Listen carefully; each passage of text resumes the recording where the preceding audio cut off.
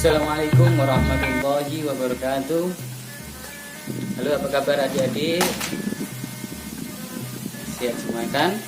Alhamdulillah, tetap semangat dan luar biasa. Alhamdulillah, pagi kali ini kita dapat berjumpa kembali meski tidak secara langsung. Kita akan belajar pelajaran pendidikan agama Islam. Namun sebelum itu, marilah kita mulai pelajaran pada pagi hari ini dengan membaca doa. Mari kita berdoa bersama-sama. Bismillahirrahmanirrahim. Rabbi zidni ilma warzuqni fahma. Amin ya rabbal alamin.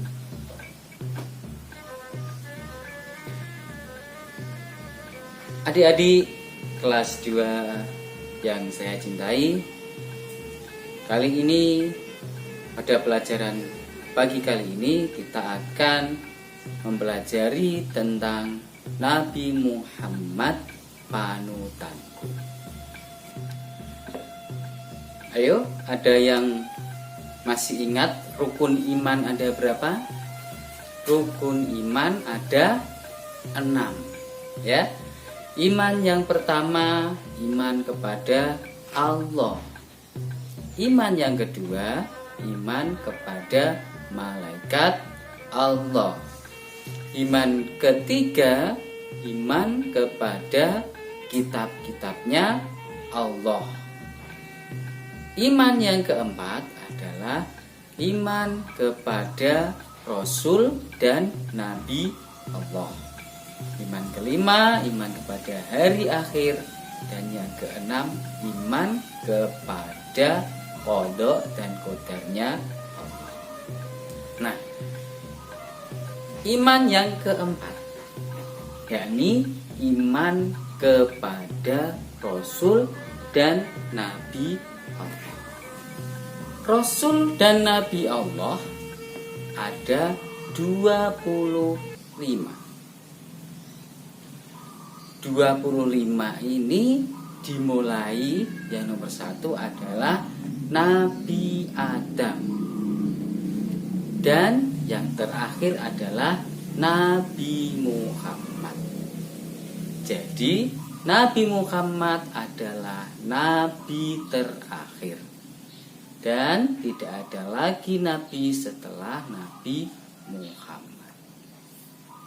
Nah, kita sebagai umat Islam, Nabi kita adalah Nabi Muhammad.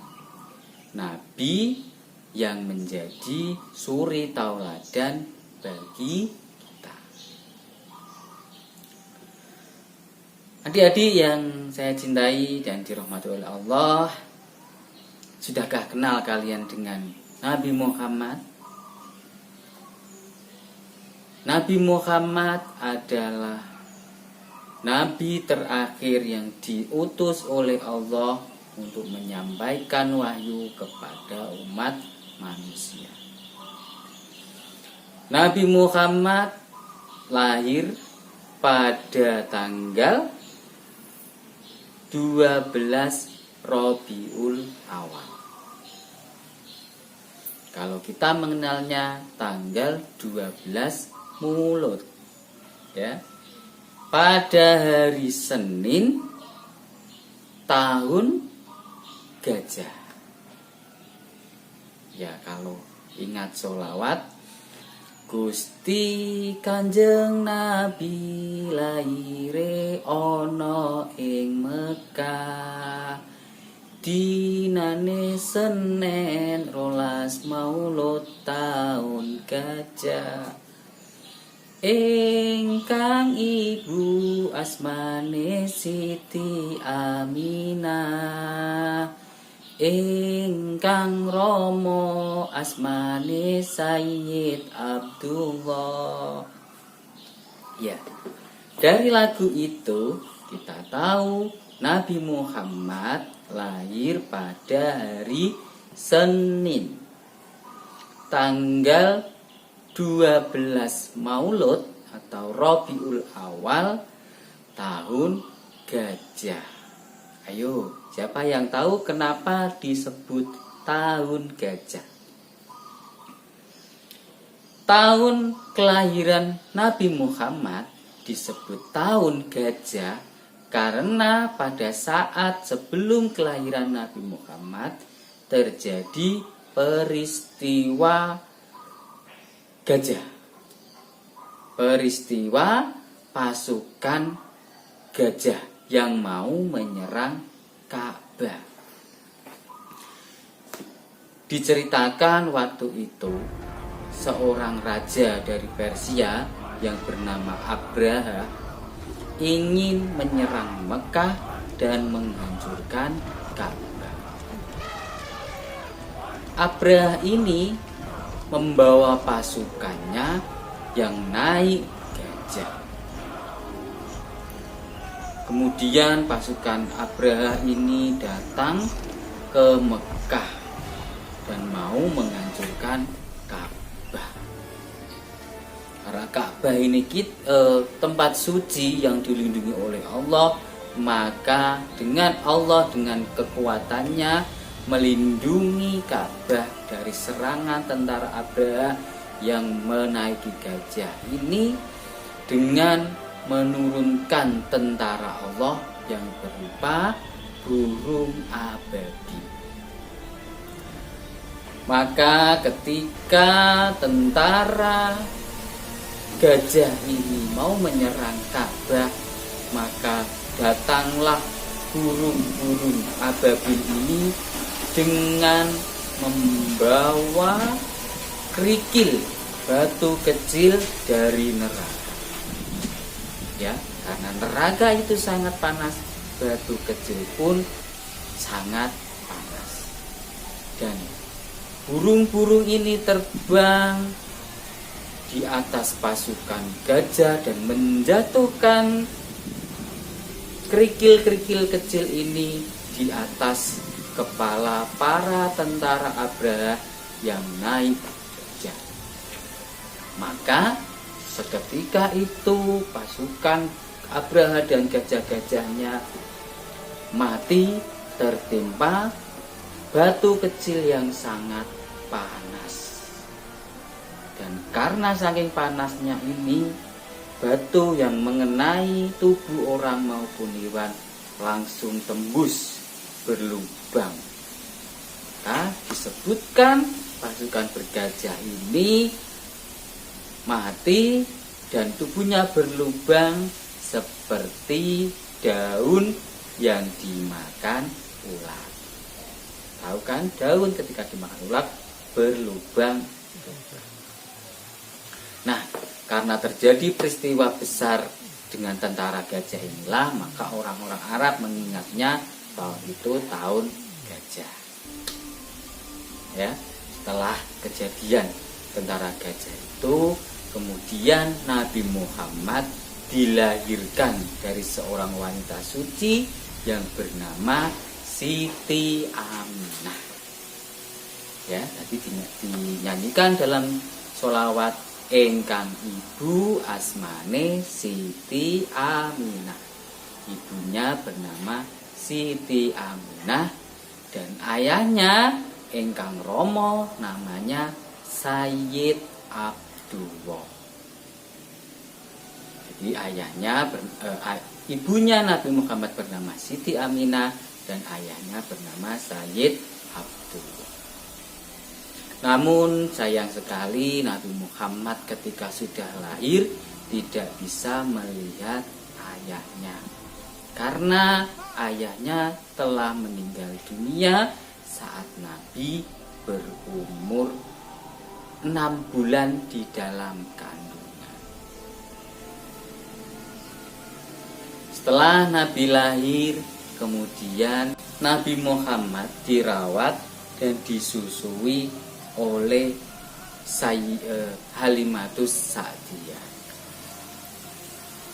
Setelah 2 tahun setelah tidak menyusu, karena Halimah Sa'diyah sangat menyayangi Nabi Muhammad, maka ditambah lagi 2 tahun merawat Nabi Muhammad.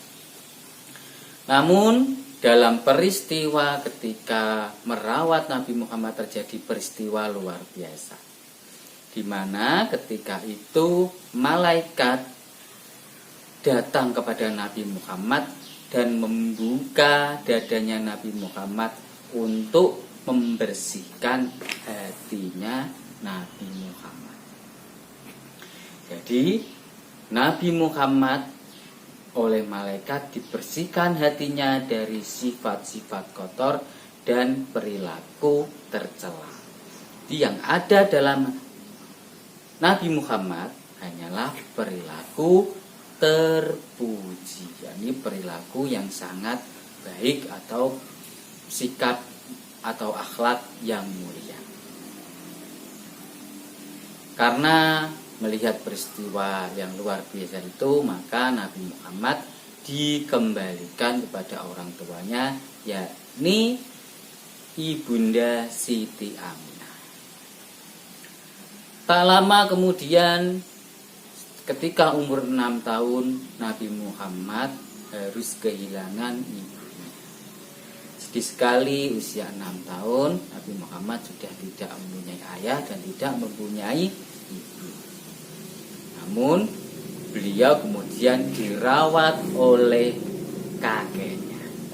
Siapa nama kakeknya? Kakeknya adalah Abdul Muthalib. Apa? Kakek Abdul Muthalib.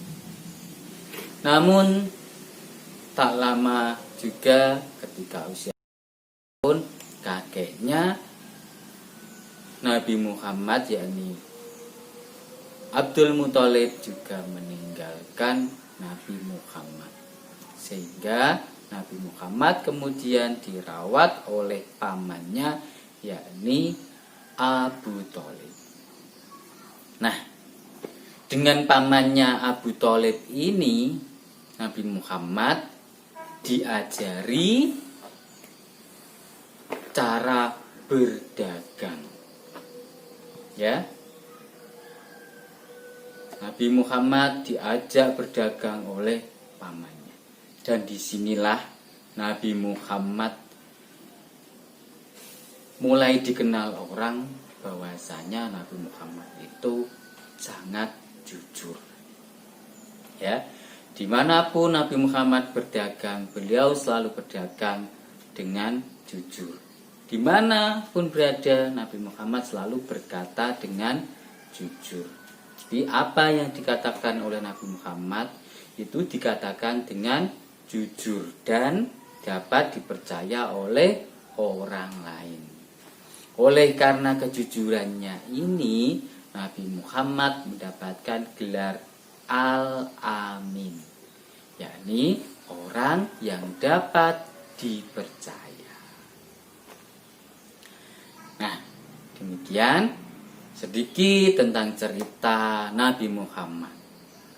Minggu depan bisa kita lanjutkan Nabi tentang keteladanan Nabi Muhammad, yakni sifatnya yang jujur dan banyak sekali manfaatnya. Cukup sampai di sini dulu perjumpaan kita. Mudah-mudahan kita berumur panjang dan sehat, dan Allah selalu memberikan rahmat kepada kita. Amin ya rabbal alamin. Cukup sampai di sini dulu. Marilah kita tutup perjumpaan kali ini dengan bacaan hamdalah. Alhamdulillahirabbil alamin. Akhirul kalam. Wallahul muwaffiq ila aqwamit thoriq. Assalamualaikum warahmatullahi wabarakatuh.